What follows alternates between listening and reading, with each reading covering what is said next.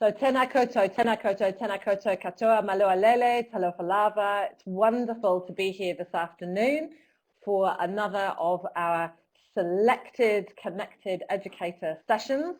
And I'm delighted to be joined this afternoon. You can see my name, by the way, underneath there, Karen Malherbe-Spencer, working for Core Education and the lead for Connected Educator. You can see this rather fabulous poster behind me. And I'm delighted to be joined this afternoon by Mark Osborne, who is, I was going to point that way. He's also on the other side of the table. If you want to just say a little hi there, Mark. Turn my microphone on. Kia ora koutou, ngā mihi nui. Is that little enough? That's good. That's really good. And I'd like to invite Jan just to say a quick hello. We'll do a proper fuller introduction in a second, but just greetings to you this afternoon, Jan. Kia ora koutou, he mihi nui kia koutou katoa. And greetings to you, Paul. Your microphone, Paul. All right. Hello. There you go. Achievement unlocked. That's wonderful. That's great. Thank you so much, all of you. Thank you all for being here this afternoon, and we'll just pop our mics onto mute. So you can see from the slide that we've got here in front of us that we're going to be exploring over the next 45 minutes or so just some key ideas around leadership for change, notions to do with modern leadership, and I'm delighted that Mark has agreed to co-facilitate this session with me. But to set us in this afternoon, as we have done with all of our sessions right through October, we're going to begin with our karakia this afternoon.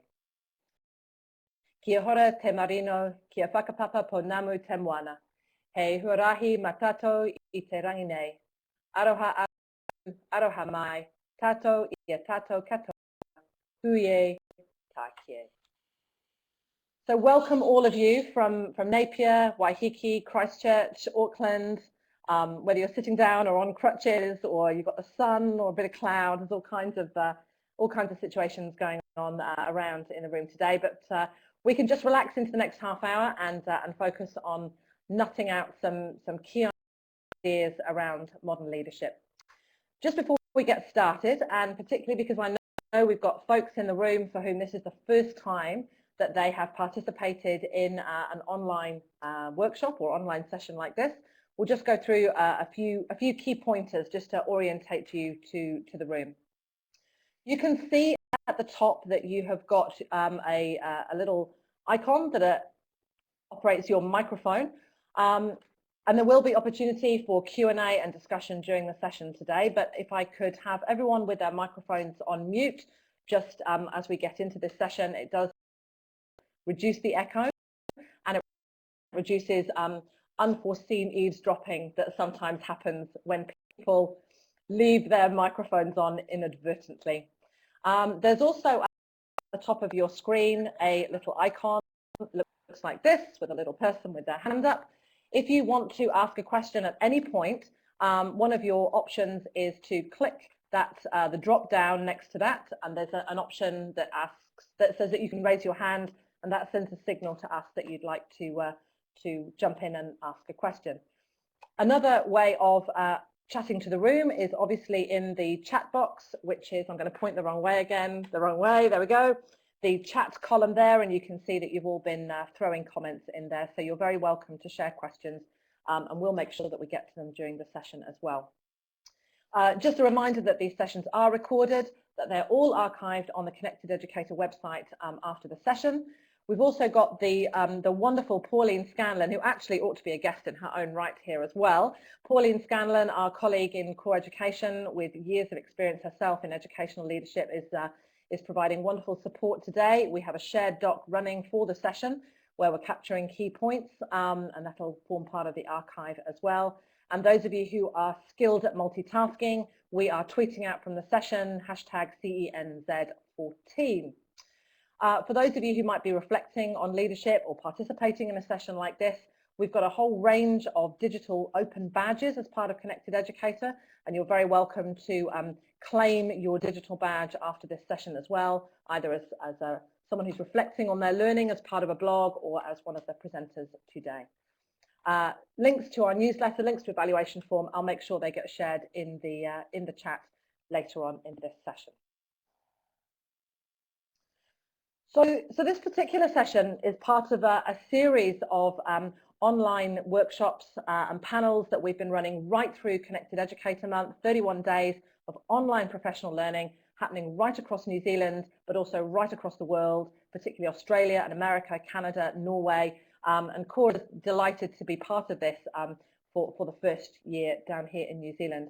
And for this particular session this afternoon, and we'll do detailed discussions, but as you know, we have Jan Robertson with us and Paul Simpson, Mark and myself.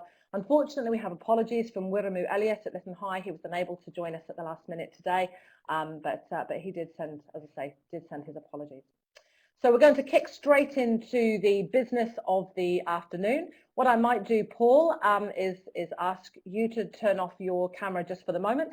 Mark and then Jan are going to be up for this first part of this session. So I'd like to hand over to my colleague Mark, sitting on the other side of the table here, senior consultant here at Core Education with a specialism in future-focused learning, modern learning environments and leadership. Over to you, Mark. Thank you, Karen. Kia ora koutou. Ko Makiri te Maunga, ko Kaipara te Moana, ko Kaipara te Awa, ko Matawaka te Waka, ko Tauiwi te Iwi, ko Helensville te Kāinga, ko Osborne te Whānau, ko Mark Takuinga, nō reira tēnā koutou, kia ora tātou katoa. I'm lucky enough to be able to work in this space, in the leadership space, having had an interesting journey towards leadership. Any of us are looking at leadership for change and looking at the label of leadership and recognizing that it doesn't entirely sit comfortably with us, that big heavy label of leader. You're probably not alone. In fact, I know that you're not alone.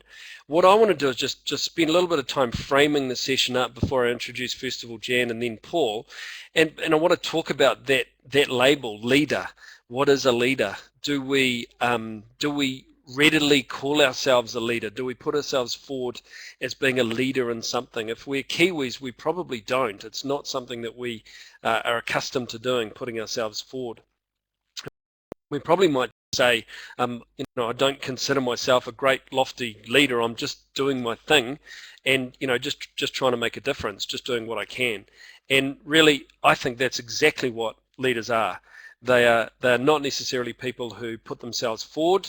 They recognize that at times there is a need to lead from the front, but there's also a time to lead from beside, supporting people, and also a time to step back and lead from the back by making space for other people to come through. So if that label of leader is something that you struggle with, I think you're entirely in line with what I think a leader is. There's a great line from Tom Peters actually, and he says that great leaders don't create followers, they create more leaders. So one of the things that I want to talk about is in terms of leadership for change. I was just joking around with Karen before the session started saying leadership for change, that's exactly what we need. We don't need leadership for same. We've got plenty of the same. What we need is difference. We need change, we need innovation, we need organisations, schools, early childhood centres, tertiary institutions that are actually pushing things forward. And leadership plays a role in doing that. What I'm going to do is just throw up a single slide and say a couple of things around it. This is Marty Linsky, does a lot of work around adaptive leadership, leading adaptive organisations. And I think it's a really good jumping off point, because when we start talking about change, and often we talk about people being resistant to change, and I think this is a really good thing to bear in mind, that most of us are willing to enter into positive change. And the example that Linsky gives is that if we won lotto, we wouldn't rip the ticket up or we wouldn't hand the ticket back. We're quite willing to enter into that kind of positive change. But if we feel like we're going to lose something, we feel like we personally are going to lose something, or more likely our students are going to lose something, we'll often resist that. And so part of the challenge is to ensure that we are reframing whatever that loss might be or whatever that fear might be into gain. So what do we have to gain from this? And another thing that I always think about is when we're evaluating risk and evaluating potential loss, we're really, really good at evaluating the risk associated with the change, but we're not very good at evaluating the risk associated with the status quo. What if we keep doing what we're currently doing without changing it? Where will we be in 5 years' time? Where will we be in 10 years' time?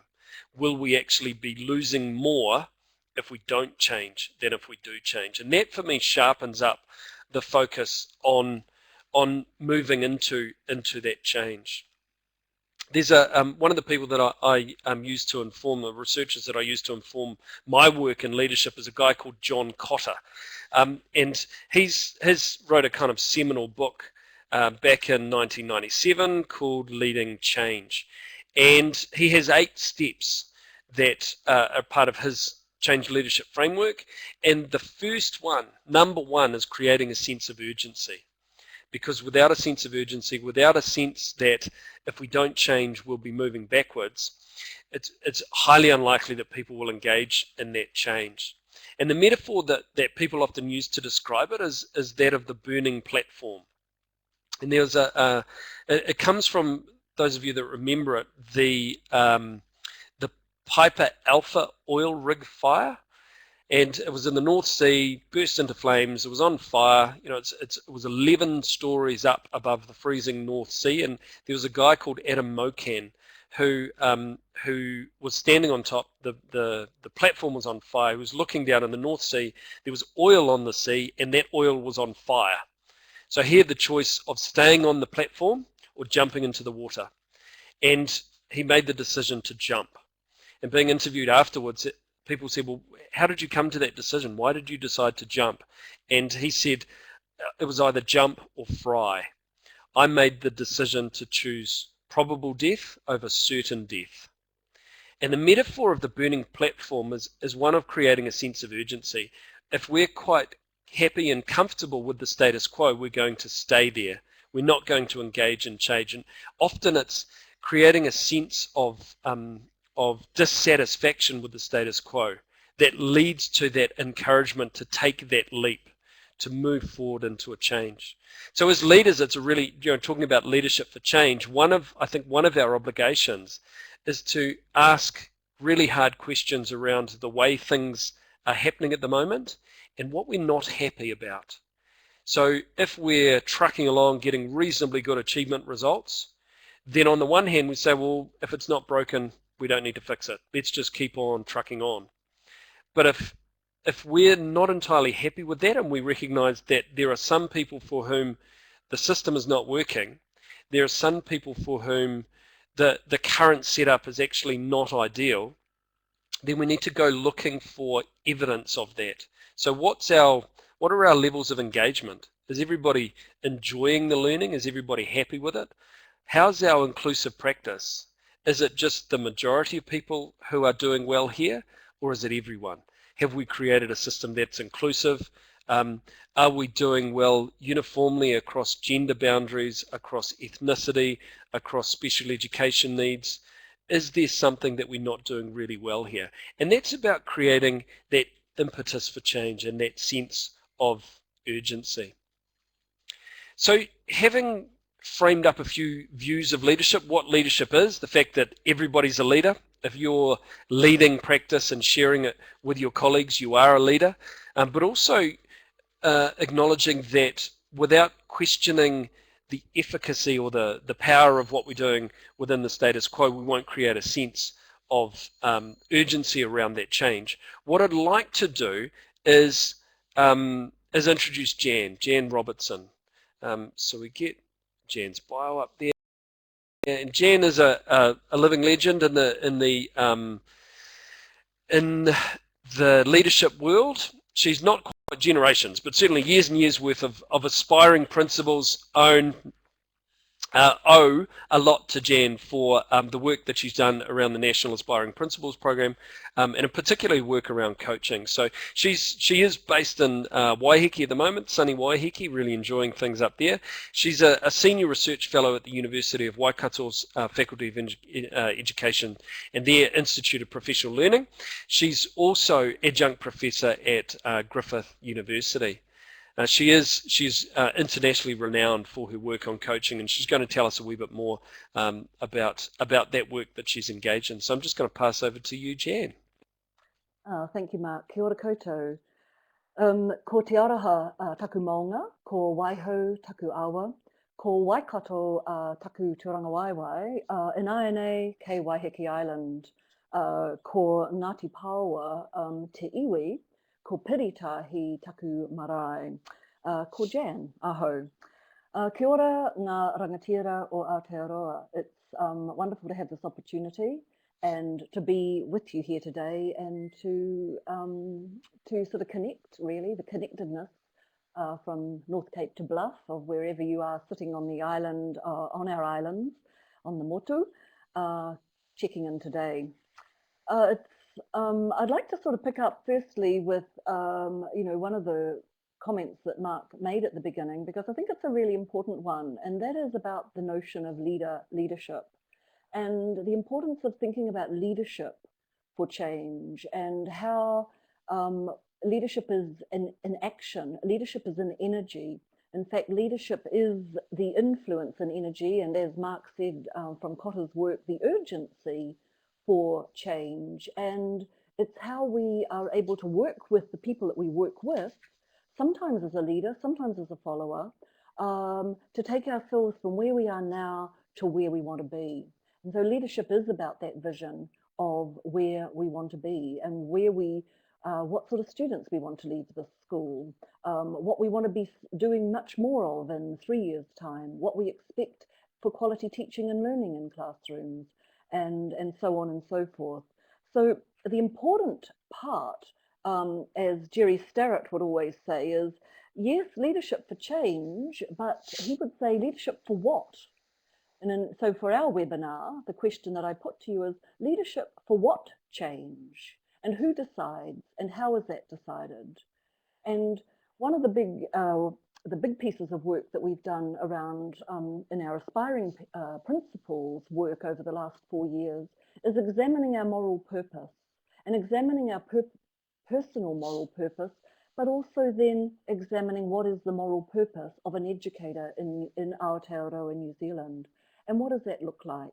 Because leadership for change begins with the strength of our moral purpose and our willingness to step up into that leadership and step up into that agency to create the sort of change that we know needs to be in education. There's 4 parts of moral purpose, really, and it's also come through in our research. And I mean, one of them is the part that we all come into education for in the first place. We come into our classrooms, we want to make a positive difference to students' lives.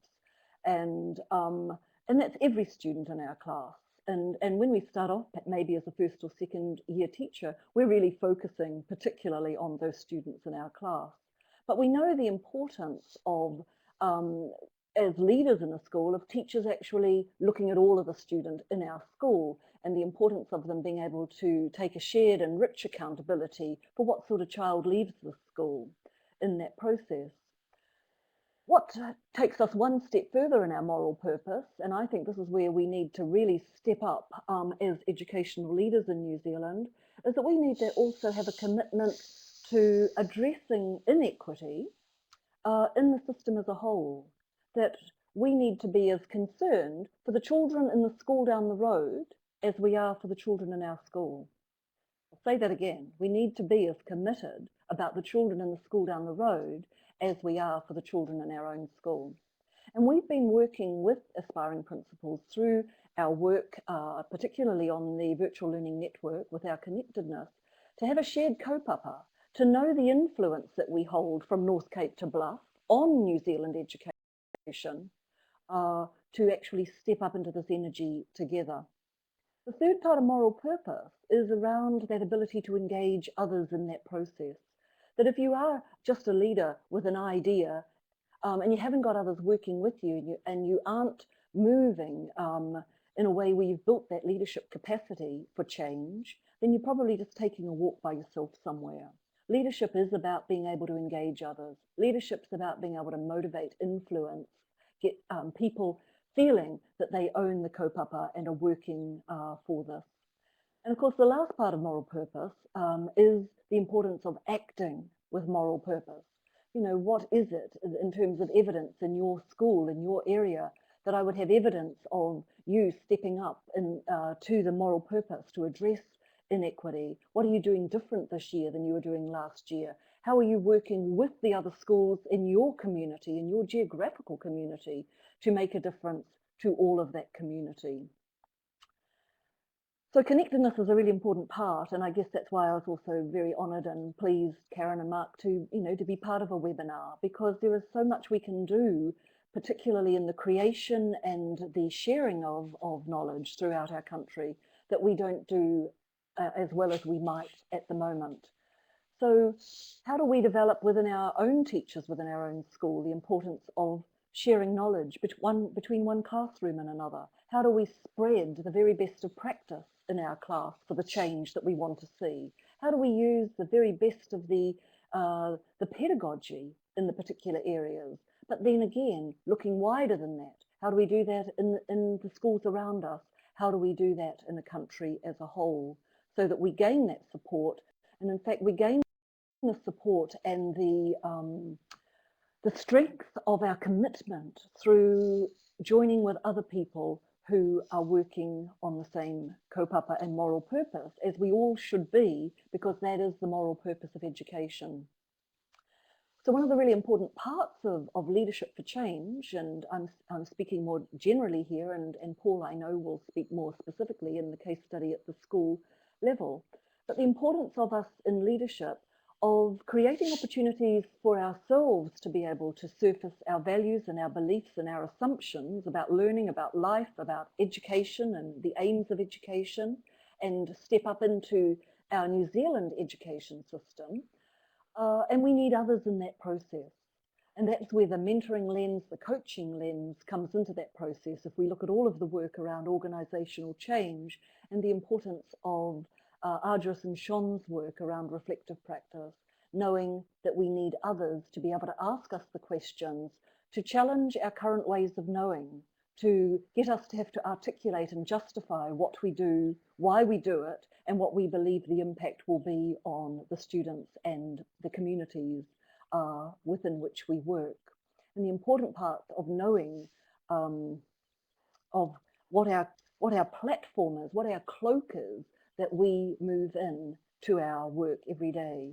In other words, who do you take to work every day is a really important part of change. And I believe that in New Zealand and across the world actually, that not enough emphasis goes on, and I'm going to try to move that arrow, not enough evidence goes on in the most important parts of adult learning around how we learn change, how we unlearn and relearn and have new learning come into our repertoire.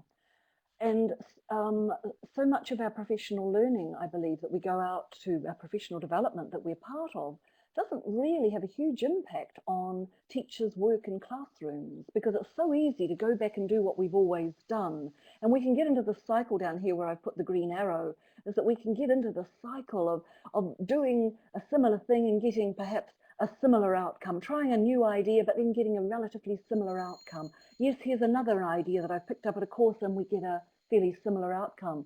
Because actually the biggest changes that we need in education today around culturally intelligent practice, around technology-enabled information communication, and the flexibility that technology can enable and support and complement in terms of our kanohi ki te kanohi work, we actually need a change in thinking.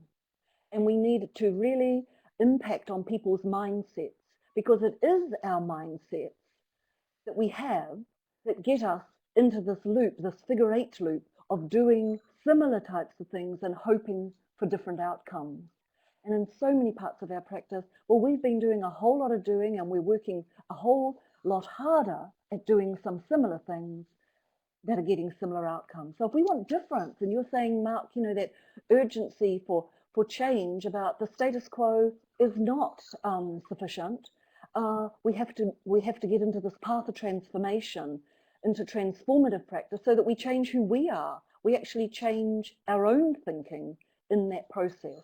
And one of my latest articles in the Journal of Leading and Managing that comes out of ACEL in Australia goes into this in much more detail for those who are interested in reading it. And probably as soon as I finish this, before I finish this sentence, somebody will have that up on the Twitter, on the feed as well. So the importance in our professional practice, just to finish off, because I didn't really time myself here, Mark. I'm hoping that you'll be giving me some signals. But the importance of that in our professional practice, that we get beyond just asking how and what, which as practitioners, that's a really natural thing to do. How are you doing that? What are you doing? What are you going to do next? How did you do that? You know, give me an idea, give me a lesson plan, give me a strategy. If we can get much more in our thinking with our teachers, with ourselves, up into why are you doing what you're doing in the way that you're doing it? Why is that important? What do you believe those outcomes will be? And then being able to ask about what might be. What do we want to see? How might that look? How can we envisage a future in that process, which is a really, really important part of leadership.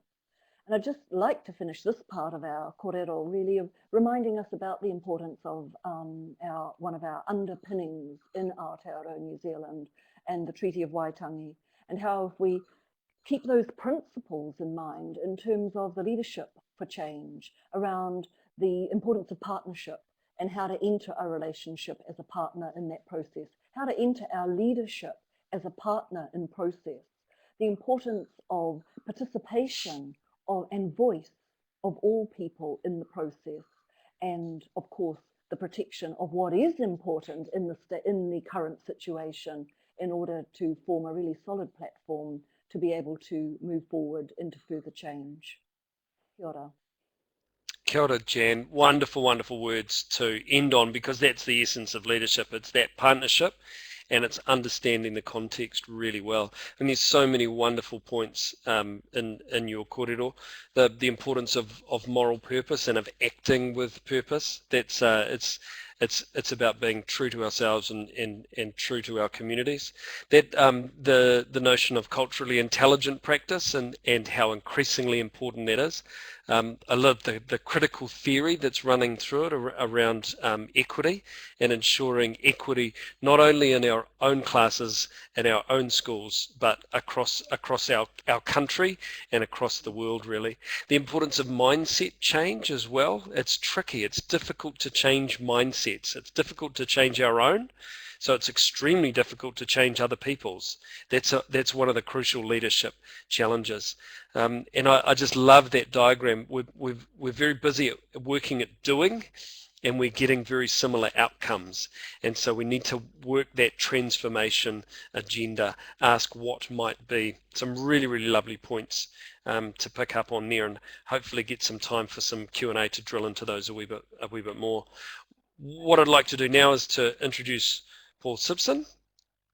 And Paul's going to bring a really strong technology focus to it, but also, as Jan said, really close context to his work as principal at Fendleton Open Air School. He's been principal there since 2007, and is originally from Yorkshire in the UK. Taught in London schools before coming to New Zealand. He's got a master's in ICT in education, and that obviously informs a lot of his thinking around connectivity, leadership, but also the role that technology can play.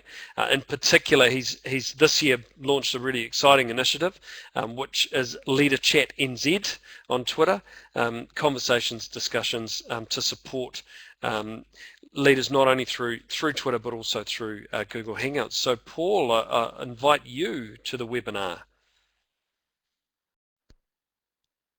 Thank you, Mark. I'm going to give a lie to the masters because my webcam's not working and the technology's let me down, but I'm hoping you can hear me. Yep. But unfortunately you can't hear me, and I've been cutting out quite a lot, so I'm hoping that that's not going to be the case, but we'll try anyway.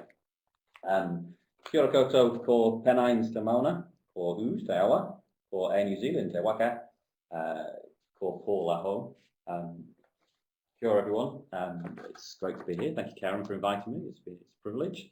It's nice on a Wednesday afternoon to have to turn your mind to big picture stuff and not get too bogged down in some of the realities of the school day, which is kind of what I want to talk about, really, because I think that's the clear challenge for lots of leaders in schools is making sure that you keep your focus on where it needs to be and not get bogged down and distracted with some of the other things that happen in schools.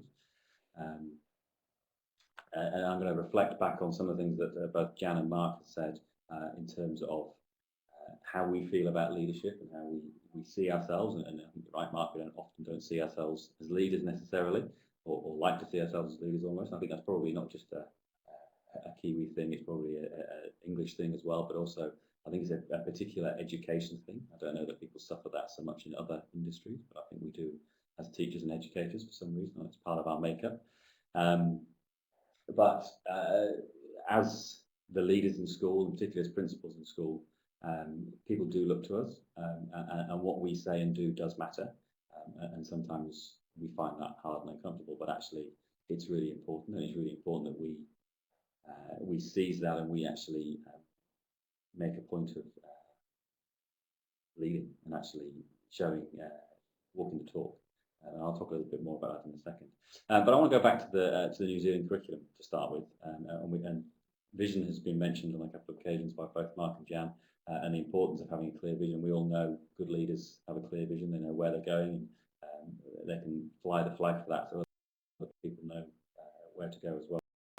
And the New Zealand curriculum vision, I think, is great, and it's writ large at the front of the curriculum, that we want young people to be confident, connected, actively involved, lifelong learners. And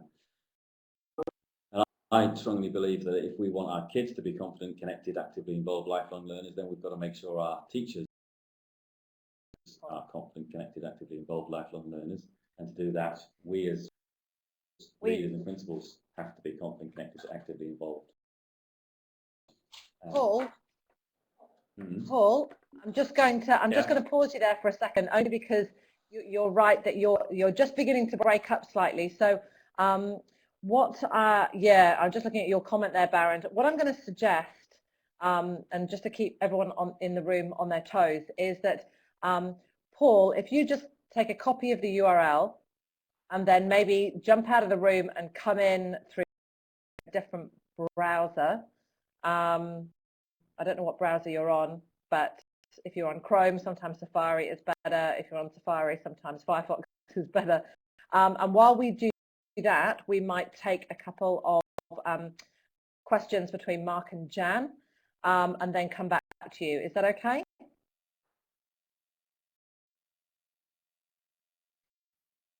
Let's assume that was a yes.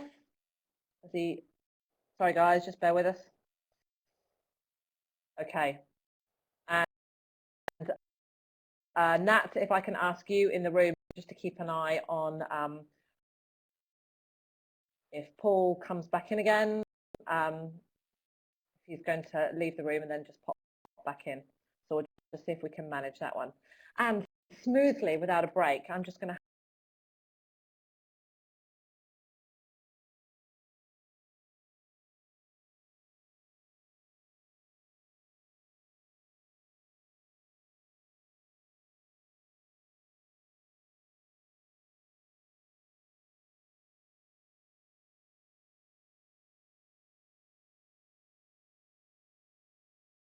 And there were also questions that were raised by many of you when you registered, which we can pick up on now in a wee discussion between Jan and Mark. So I'm going to hand back over to you, Mark. Okay. Sweet. I've got so many questions. I just wanted to raise a question that did come through in the chat and invite you to comment, Jen. And it's really a question about not only leading change within the school, but also across the parent community as well, or the wider community, including parents and whānau. Whether you have some advice on the best to do that. Thanks, Mark. Yes, I do. And I just made a note of that, John, myself. I noted your comment in the Twitter feed. One of the most important things that particularly comes through my research is that there are three really important roles for educational leadership in schools, and particularly for those who hold the role of principal in a school, but all leaders, I would say, classroom teacher leaders, middle leaders, senior leaders, and principal leaders in our schools, is the importance of being the statesperson and the importance of understanding that so often it's so easy to slip into just doing things without being really specific about the why we are doing what we're doing. And most of the work that I've been doing in Australia and New Zealand has been really working with leaders so that they understand the importance of always, in every single opportunity they can, being the statesperson about why the change, why we're doing what we're doing, why we're making this. Because again, like, you know, figure 8 and that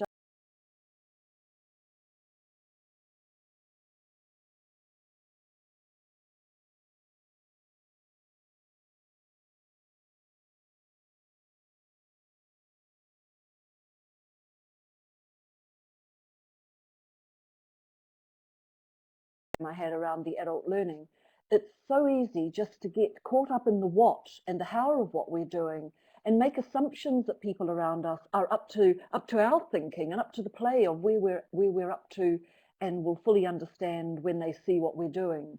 But for everybody, particularly in that change process, it's so important that they understand the why. And I would say that that's one of the most important roles of leadership, the statesperson. The second and the third I'll go very quickly over. The second is the connoisseur of knowledge, of being able to underpin your why with the current research theories, within terms of the current curriculum documents, with underpinning the policy documents, which give us incredible support for all of these transformative changes that we're looking for in New Zealand education, and being a real connoisseur of that knowledge and being able to talk and articulate cogently, confidently, and articulately with the people that we work with, and the importance of being the entrepreneur. And it's not the entrepreneur about making money and having more money and more resources. It's the entrepreneur and leadership that sees the opportunity. Like we talk about in a classroom with teachers, we know that great teachers see the teachable moment. Well, leaders see the leadership moment of an opportunity again to say why and to share the vision, and not just to share their own vision, to co-create a vision, because we co-create that vision with our communities and our colleagues through every interaction we have. As long as we are willing within that leadership process to learn from our interactions.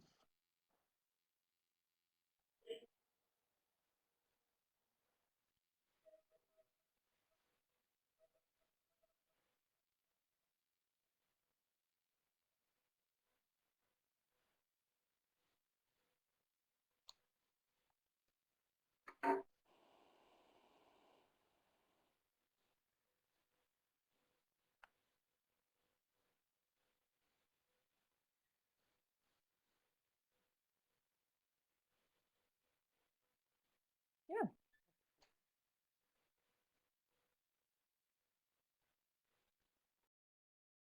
Flick back over to Paul. You've done really well jumping in and out, managing your split personalities. I'll invite you to pick up where you left off, talking about the NZC, the vision. Thanks, Mark. It isn't N4L great. He seems to have lost us there. But we're back. I'm trying to remember where I was up to now. Confident, connected, actively involved, lifelong learners. Yeah, we importance expect of vision. importance of vision. Yeah, yeah. So if that's what we're trying to achieve for our kids, we want our teachers to do that as well. Then we expect a lot of our teachers. We expect them to teach our kids, and we expect them to be doing all sorts of things in the classroom. And we also now expect them to be connected and involved in all sorts of initiatives beyond the classroom, which can be overwhelming. And so I think part of our role as leaders is to help guide that, but also give people permission to do those things. And if we're not doing it, we're not showing them that we're connected and that we use tools, digital tools particularly, how are they going to sort of have permission to do it? I began the year reading, again, Vivian Robinson's Student-Centered Leadership from 2011, and particularly like this paragraph, the more leaders focus their relationships, their work and their learning on the core business of teaching and learning, the greater will be their influence on student outcomes. And that just kind of nicely reflects for me the challenge of leadership and the challenge that's been around forever. It's not a new thing, but it's the reality of leading a school is that you can often get taken up with the management stuff. I think someone made a comment earlier on the chat, the difference between leadership and management, and sometimes, particularly in Christchurch in the last few years with everything that's been going on, non-learning stuff can take over your life. You know, you can end up spending lots of time on finances and budgets and staffing and property in particular. And it's really key that we as the leaders find strategies to block that out, so that it's important stuff, it's got to be done, but actually it's not our core business, it's not why we're here. Our core business is the kids and learning, and our focus should be on that, and we've got to make sure that we are spending our time and energy on, as much as possible, on teaching and learning.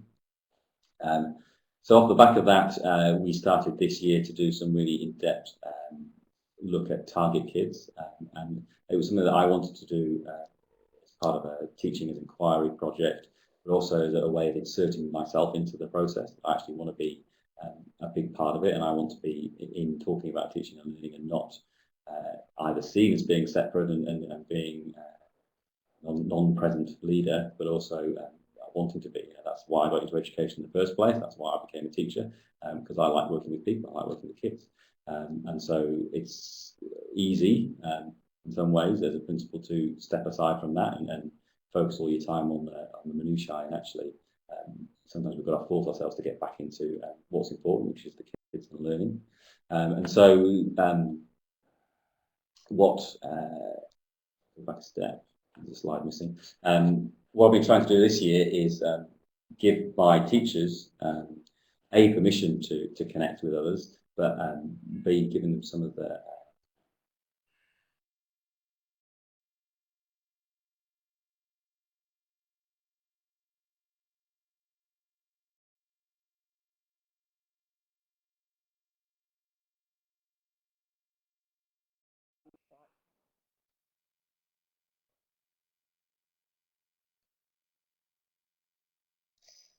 We're definitely having a few gremlins in the works this afternoon, and Paul's done a great job of juggling that connectivity. And what we might do, we'll just keep moving in a way that shows us to be flexible and agile in the face of technical challenges. And I'm aware that he'll probably have another go at trying to get back in, and I know that Nat will keep providing support there for Paul. Baron, yeah, we may well have reached the end of the internet. It's we've actually managed to break it completely, but that's okay, because the richness of the ideas that are coming through this afternoon is absolute gold. And I still think that we will just continue with a couple more questions, particularly picking up on some of the conversation that's happening in the chat in front of us. And I know that, Mark, you've got a couple more questions that we can also throw out there. But what I'd also like to do is to invite those of you in the room to throw a couple of questions into the chat if you have them, just for the last 10 minutes of this session, and we'll see if we can get Paul back one more time for this afternoon. So back over to you, Mark. Jen, there's a great question that's come through here about leading change for people who are established and experienced and accustomed to achieving well. I call this the success paradox. So if you are getting good results, then there's no need to change. But if you don't change, you can't ensure that you'll continue to get good results. So it's really about how we lead experienced people who are operating at a high level out of their comfort zone and inspire them to engage and change. Yes, Mark. But I think, you know, the challenge is what's the change that we want to see? And, you know, I mean, sometimes it's a matter of looking at the learning outcomes that there are. And I would challenge any school in New Zealand, no matter what necessarily their test results are, where are they in the learning outcomes around having connected learners, about global learners, about sustainability and students who care for the environment, and culturally responsive learners who understand the importance of diversity, and all of those other aspects that are so important through our policy documents in New Zealand education.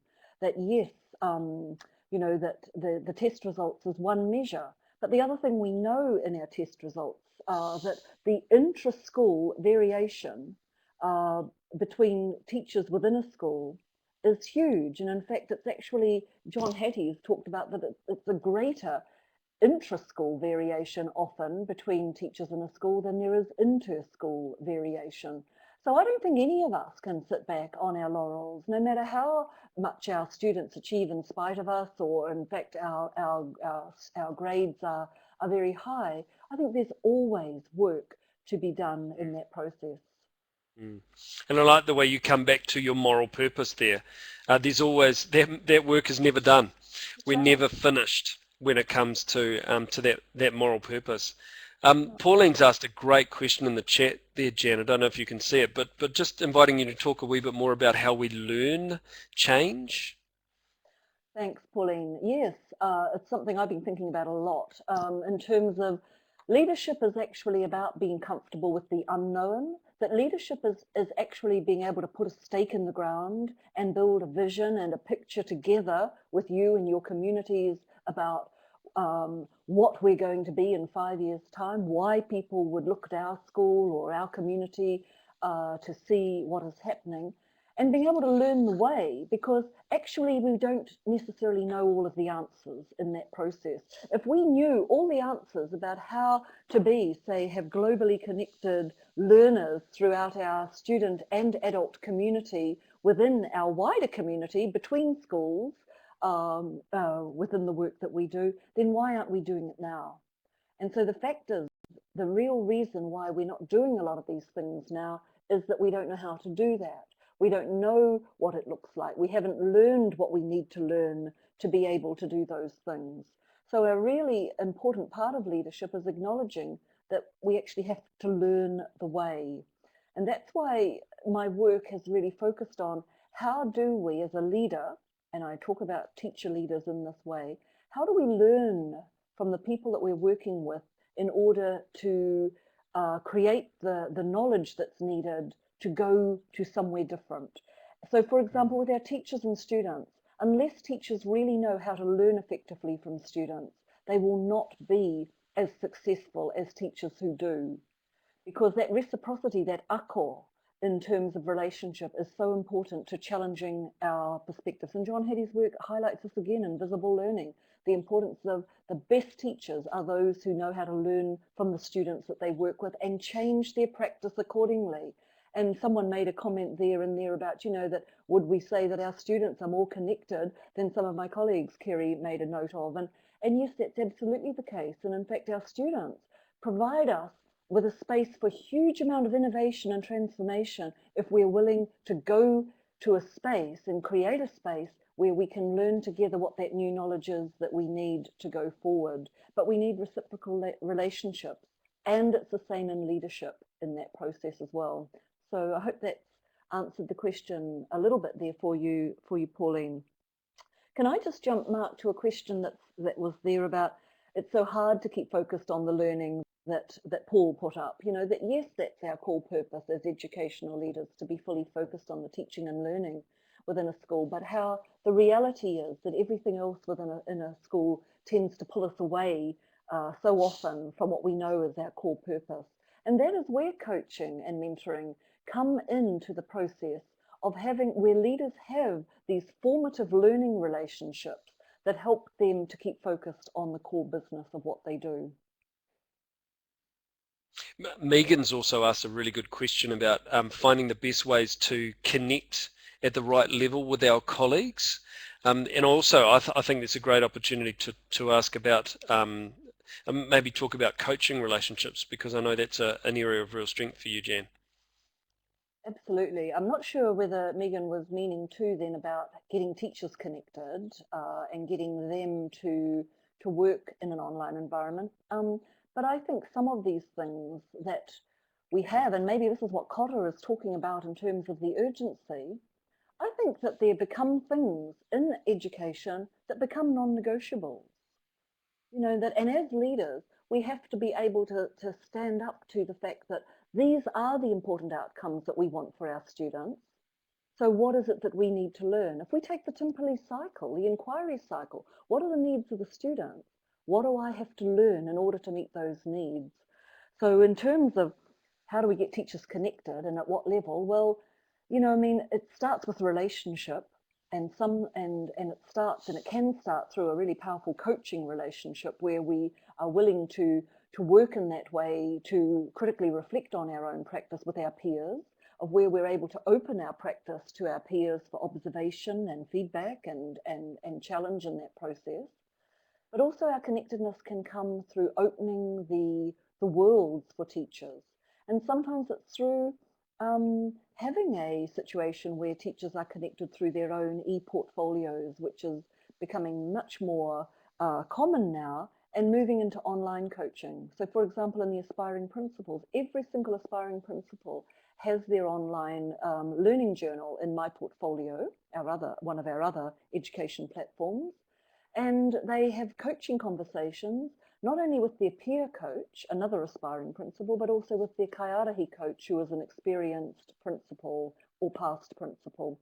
But they also have coaching conversations with the whole professional learning group around their leadership and what they're doing. So sometimes it's actually designing the processes. I know Paul was going to talk with us about EdChat and the importance of getting teachers into working in ways where they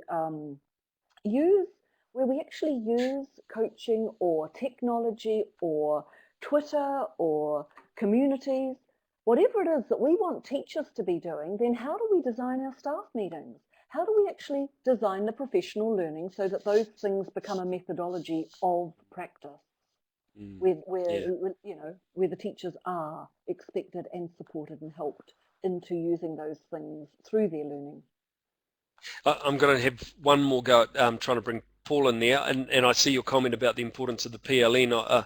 Paul, have you got any comments to make about Megan's clarified her question about people being in rural communities being particularly isolated at times, about the power of technology to connect leaders up?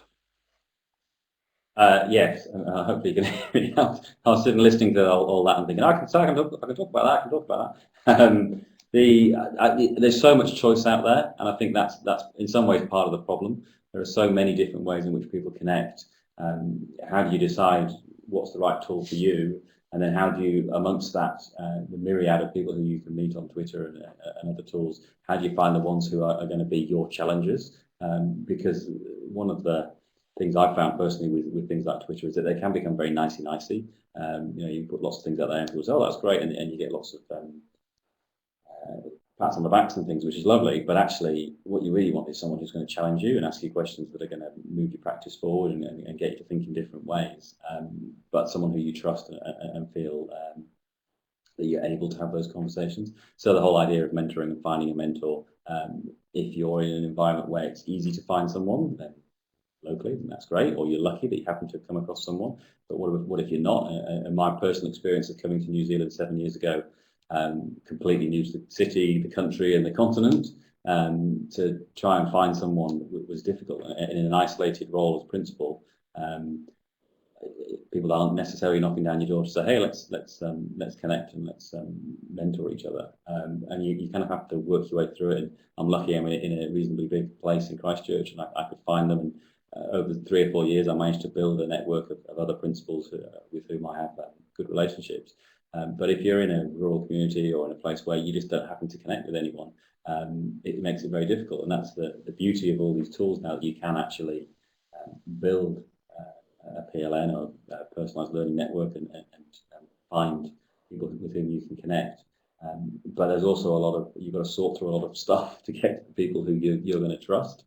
My own experience of starting the Leader Chat NZ was, well, I ran a Twitter chat, not a Twitter chat, sorry, a Twitter challenge with our staff at school to expose them to Twitter as a tool and to give them an opportunity to learn how it works. So we did a 14-day Twitter challenge where each day I gave them a new challenge, a new little nugget of information about how to use Twitter.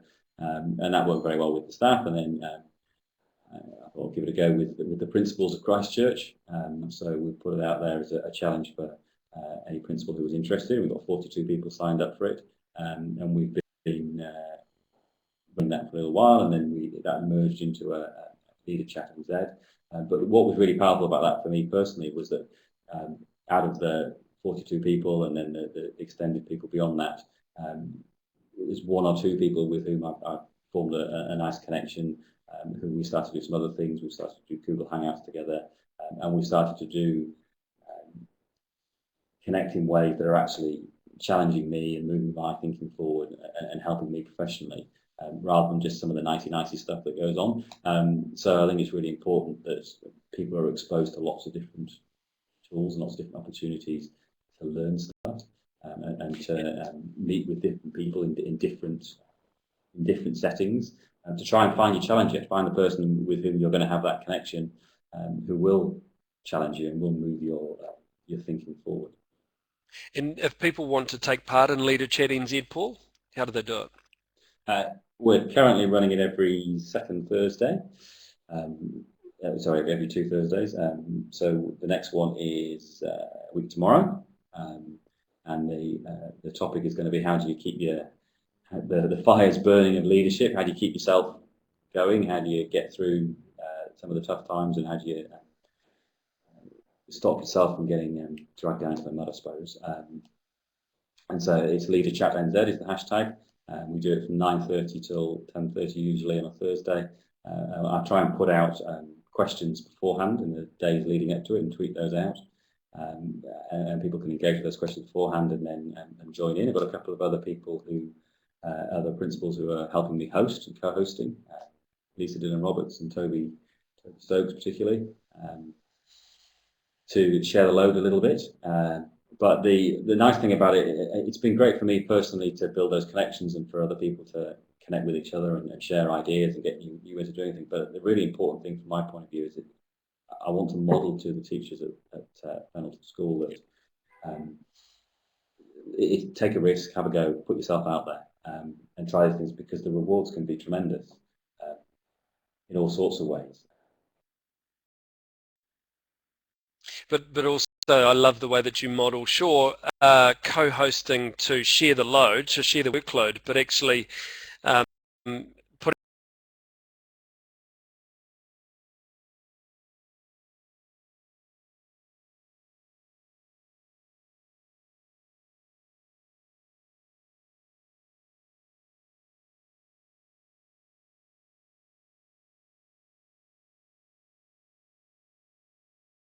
and saying this is not around a single individual, there's actually a group of people here and we're all taking part in it. So I think that's a wonderful point to end on. I'd like to thank very much Jan and Paul for taking part. It's been an absolute privilege to be part of this conversation. I want to thank Karen very much for pulling things together. There's so many inspirational comments here, so many things to just get us back onto what it is that we're hoping to achieve here. So for those of you who've joined us, the questions that you popped into the chat, I hope it's been useful. I've certainly found it that way. Kia ora koutou. I'll hand back to Karen to bring us to a close. Kia ora, and I would like to say my personal thanks to Jan and Paul. It's been, I don't know whether you can judge the success of the session by the number of tweetable phrases, but there was some absolute gold littered right through this session, and for folks that couldn't make it today, it's going to be a real must-watch recording because of the depth of discussion that we have squeezed into the last hour around mentoring, connection, weaving the use of digital technologies into a methodology for leadership growth, and just some really wide-reaching commentary on the nature of modern leadership from both of our guests this afternoon. So, and also from participants, I'd like to thank all of you for sharing your thoughts and contributions in the chat and your great questions today as well. So this session will be recorded for you to share with others, and there'll be the shared Google Doc, which will be on the archives of the site as well. I'd be really grateful if you take a couple of minutes to share your thoughts in the evaluation form. It's just moving its way up the chat, but I've just popped it in there. A couple of minutes to give us feedback is always really, really welcome. Stay connected. We've still got another 6-7 school days for Connected Educator left, as well as the weekend. The link to the calendar is in the bottom right of the room there. So do stick with us right through the rest of the month. It's been a great opportunity for us to share a whole wide range of discussions across the practice of being a modern educator today.